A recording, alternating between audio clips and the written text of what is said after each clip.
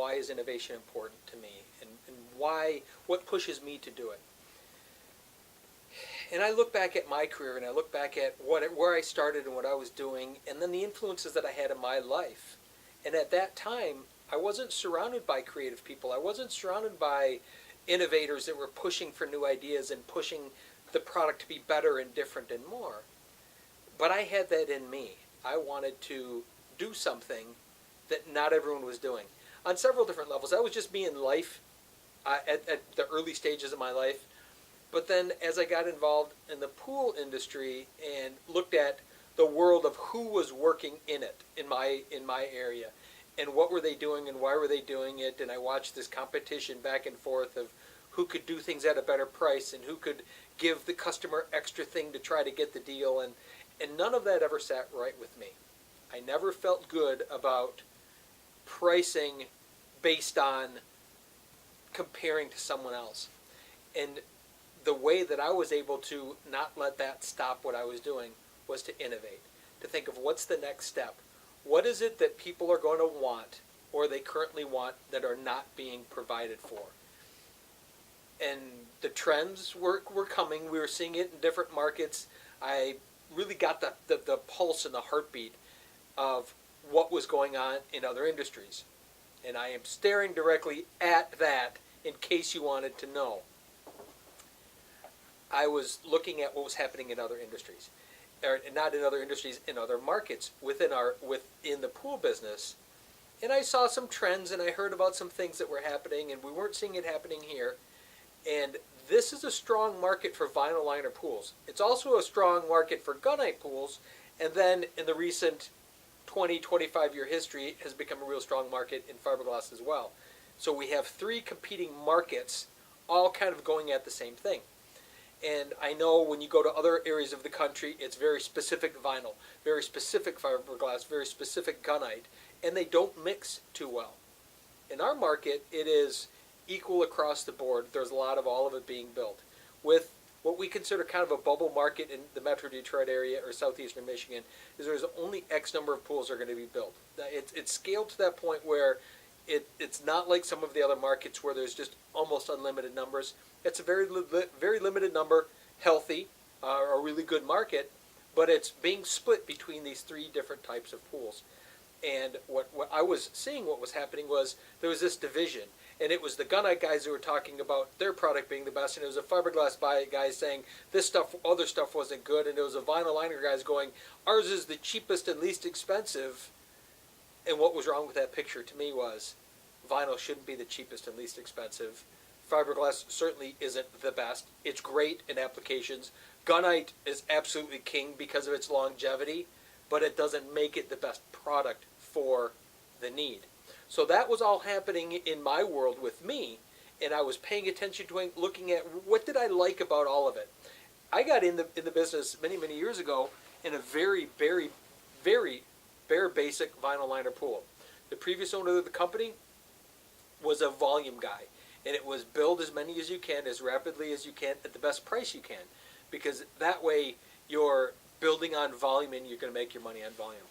Well, I came out of school as an artist, and I sort of loved the art side, but I loved the physics and mechanical, how to put things together. My degree is actually in physics with a minor in math. I'm literally one class away from a math degree as well. And so I had that technical side of me, but I had the creative side of me. I didn't want to do what everyone else was doing, and I didn't want to be what everyone else was being. And if I was going to be a creative gunite guy, I was just going to end up being a creative gunite guy like everybody else. And if I was going to be a vinyl liner guy, then there was just so much creativity I could do that was all that the industry supported. I wasn't good enough with that. I didn't like that. I loved vinyl. I grew up loving a vinyl liner pool. All I knew prior to getting into the business was gunite. And of course it was really cool, but then I fell in love with vinyl and the structural and how it goes together and why it goes together the way it does and how it works. So I pushed there. And from an innovative standpoint, I was the guy way ahead of the curve wanting to put stone copings on vinyl liner pools. Well, there was no way of doing it other than devising our own way. So we did that, and literally for the last many years, we've done all stone copings. We haven't done any plastic or aluminum coping. But it was early to that, going, we want this to look different. Beyond that was then what's the next step? More custom creative shapes, different panels, different elevations, raised walls, those types of things. Do that, integrating spas with them.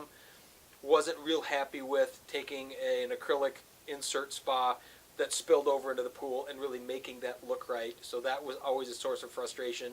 The steps, the fiberglass step that was either white and later on became gray and blue, which helped, but it still wasn't complete. It still didn't make sense. So for me, the innovation was, what next? What more could I do? And what happened for me was a customer request. I've been paying attention to what customers want. I was always in it. I was like focused on all the time.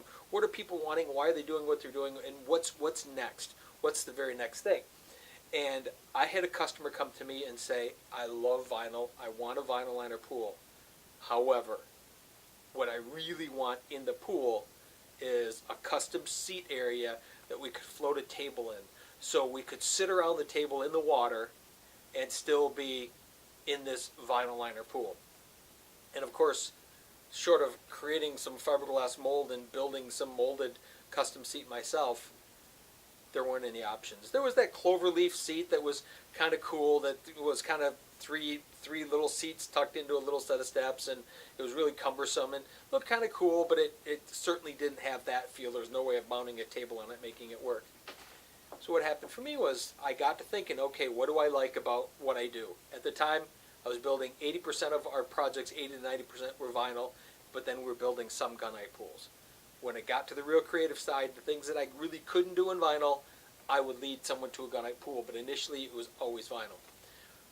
Well, I looked at what I liked about the freedom of gunite, and I looked at the practicality, the functionality, the feel, the water chemistry issues, the maintenance issues of vinyl, and I recognized there's two great separate pieces that what if I could combine them.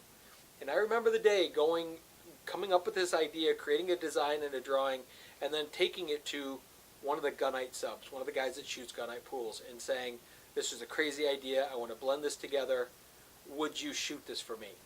Because at that time it was almost impossible to find a shotcrete placer that would just come out and pump concrete. I had to hire the gunite pool company, the guy that shot the gunite, to come out and do the partial, and they had no idea what they were doing. They were relying on me to say, put it right there, I'll finish off the edges. And simply by going over it in my head and trying to decide what is it that I really want to accomplish, I was able to come up with the systems of how things marry together. You got a steel wall, and you got the steel from the gunite, and how are we going to tie that together? And I'd kind of gone through that in my head, and I figured it out, and it worked.